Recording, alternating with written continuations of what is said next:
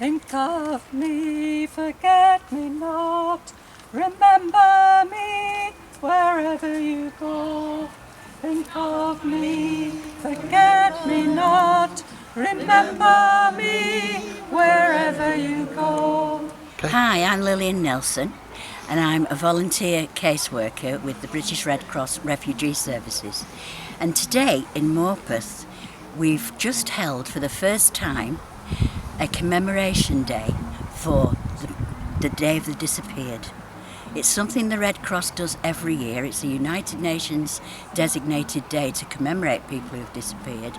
But this time, for the first time, we've done it in Morpeth, and we're hoping it's going to be an annual event. It gives us an opportunity to recognise the numbers of people missing through conflict, disaster and migration, and to show solidarity with their loved ones. Think about leaving your village thousands of miles away from here,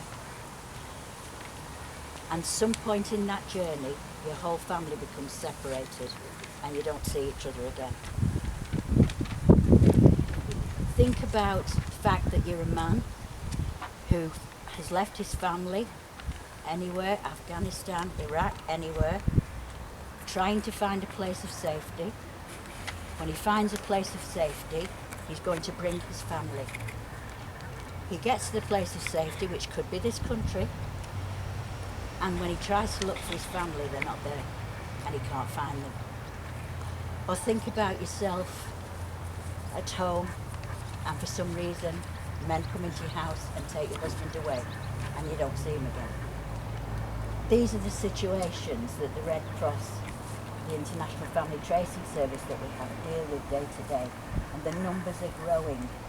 We're dealing with the largest movement of people since the Second World War, people who are displaced. Families are being torn apart right across the globe. As a Muslim and as a leader representing the community, the Muslim community of Northumberland, Syria and Palestine are places that are very dear to me. And from the reports that we get from our fellow aid workers who are working in these countries, it's devastating.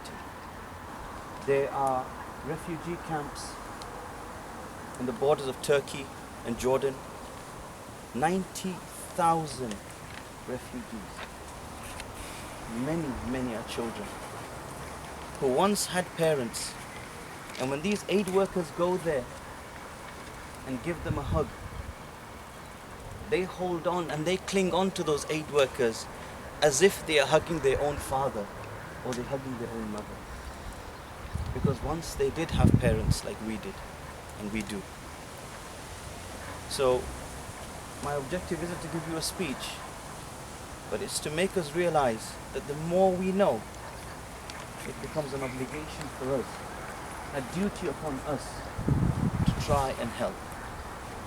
And the least we can do is at least raise our hands and pray for these people.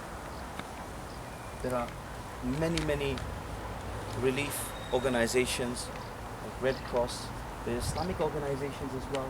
Whatever organization that you feel comfortable with, reach out to them, and don't go to bed tonight until you have donated something, until you have reached out to an orphan, a boy, a girl, someone who has lost everything.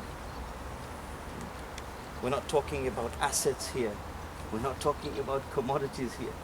We're talking about living beings that have disappeared from their life. And just tell me a little bit about the sort of work which goes on in the Morpeth area towards helping refugees. How many people are involved and the sort of things that you do? There are many more people involved now in Morpeth because there is now the Network Sanctuary Morpeth group, which is a group of people from organisations like the Red Cross. I'm on the group. All the churches.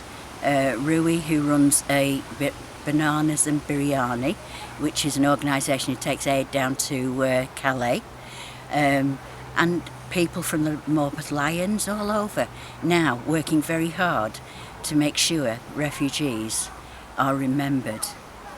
And what sort of level of support do you get generally from the people in Morpeth? Lots of good support.